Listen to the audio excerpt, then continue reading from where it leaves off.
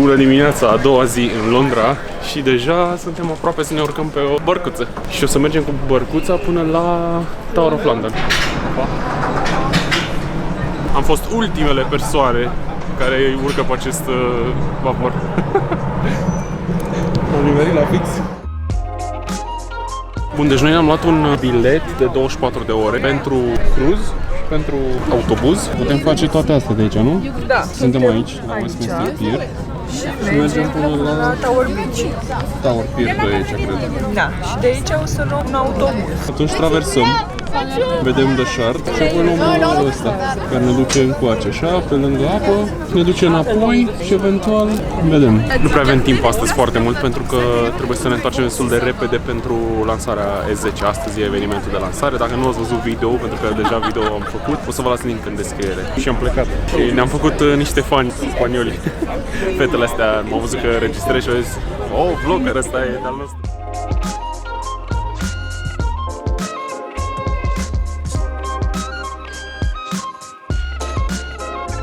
Am fi putut lua barca și de aici, dar am mers, cred că încă 20-30 de minute. Și trebuia să ne luăm biletele. Trebuie să luăm biletele oricum, da. O să vă lăsăm toate detaliile a ceea ce am făcut noi și cât a costat și de unde le-am luat în descriere. Da, 61 de lire, 24 de ore, bus, walking tour și cruise. Aici mi-ar fi prins foarte bine camera ultra-wide de pe S10.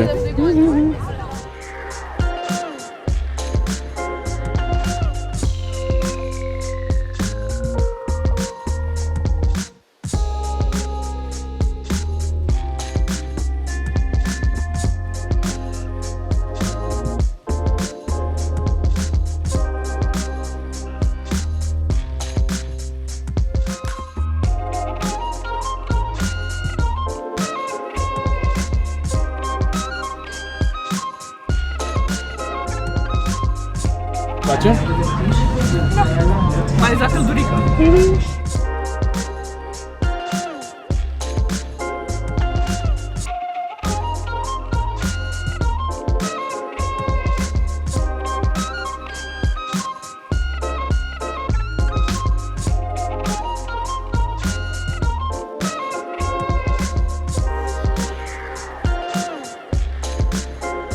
Ne-am dat jos de pe vapor, iar acum o să mergem să vizităm pe aici prin zonă Tower Bridge și niște clădiri mișto de aici de prin zonă, iar apoi să luăm busul înapoi. Cam așa văd eu timpul pe care îl mai avem până când trebuie să fiu înapoi la hotel să merg la lansare. De-abia aștept diseară să văd și eu imaginile, că eu nu vin. Da, eu am văzut S10-le cu o zi înainte, am făcut și video despre asta, dar Ana încă nu.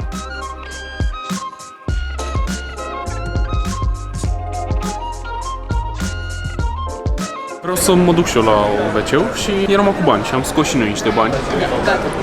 Din câte știam eu, lirele erau de hârtie, dar nu mai sunt de plastic, ca la noi. Și mergem să schimbăm acum, pentru că și acolo la WC costă 50 de 0,5 lire. Sunt niște aparate care îți schimbă monezi, dar trebuie să bagi una sau două lire. Mergem de unde mi-am luat cafeaua acum, să poate îmi schimbă și mie să mă duc la WC.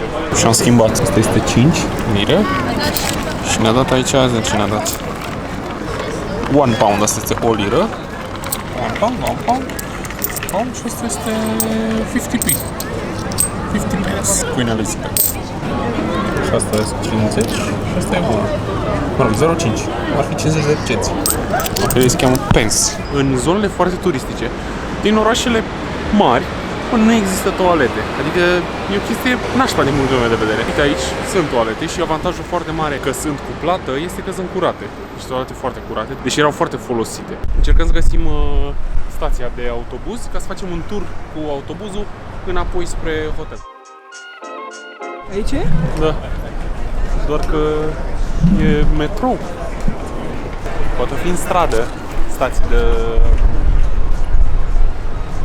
Nici nu știu aici unde să mă uit, în ce parte să mă uit, nu știu de unde vin mașinile. Am ajuns în stație, la autobuz. Nu că am fi văzut că scrie undeva, dar am văzut autobuzul pe care l-am pierdut. De la The Original Tour, asta ne-am luat noi. Sunt, cred că două chestii, nu, 3 am văzut. The Big Bus Company, Golden Tours și The Original Tour, pe care ne-am luat noi. Uite acolo, Golden Tours. Oricum noi ne-am luat printr-o altă firmă la The Original. Cum se cheamă? Sango? Isango, da. Vedem ce fel de autobuz e, dacă e de la deschis, sus sau nu. Ăsta este autobuz de la exact ca în Harry Potter, frate. E senzație. Ce să... Haide! Deci fix ca în Harry Potter ăsta. Da... Harry Potter.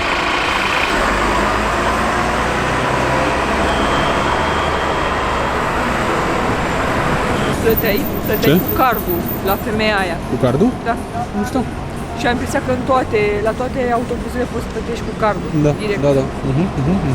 Ceea ce e foarte bine. O chestie foarte mișto pe care am descoperit-o acum este că bicicletele astea de aici, astea, sunt gratis în limita a 30 de minute și apoi 2 lire, nu? Pe zi. Pe zi. 24 de ore. Ceea ce e super bine. Adică așa încurajezi mersul cu bicicleta. Ne gândeam că dacă nu ajungem la timp, Dacă nu vine dacă nu autobuzul, vine autobuzul la timp, putem să luăm o bicicletă. facem mai puțin de 30 de minute. Și a venit în sfârșit.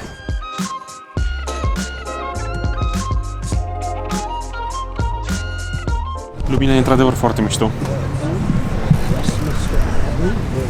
Deși în timpul zilei este o lumină mai închisă. Doar la apus e așa... Da.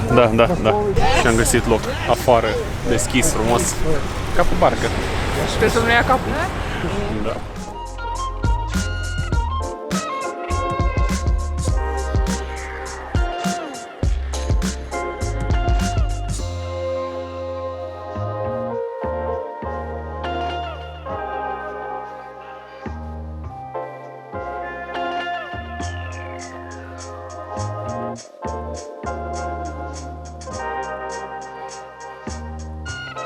Hours later. Și am terminat cu autobuz, am ajuns înapoi la Westminster Bridge. E un mod mișto de a vedea orașul. Foarte mișto, e aproape la fel de mișto ca pe râu. Poate chiar mai mișto că mergi prin oraș. Mai mișto. Dar am înghețat destul de rău, dar a meritat, foarte frumos. Da.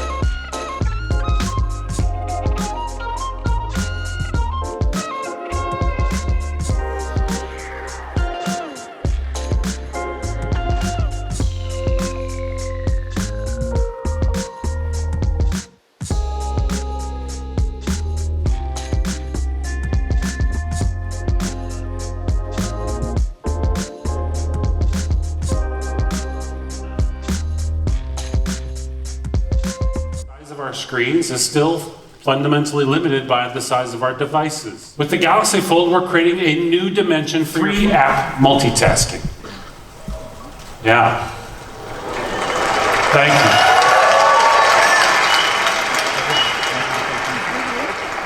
It fits perfectly in my hand. Can we show them how to navigate with Google Maps? But here's where things get really cool. I can unfold it and instantly see the map on the big screen.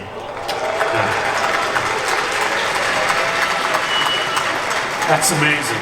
You can get your very own Galaxy Fold starting on April 26th.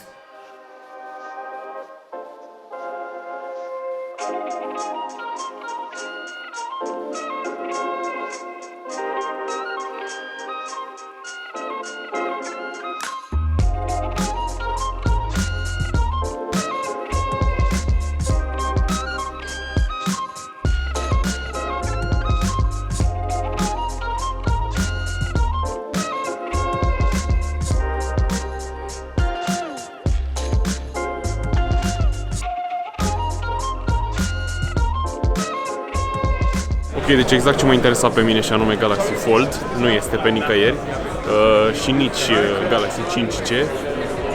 Așa că tot ce este în încăperea asta am văzut alaltă ieri și m-am jucat cu ele, așteptam ceva nou, așteptam măcar, nu știu, un fold sau două. Probabil nu este 100% gata ca jurnaliștii să pună mâna pe el să-l întoarcă cu toate părțile. Vom vedea în vară când zice Samsung că va fi gata de lansare.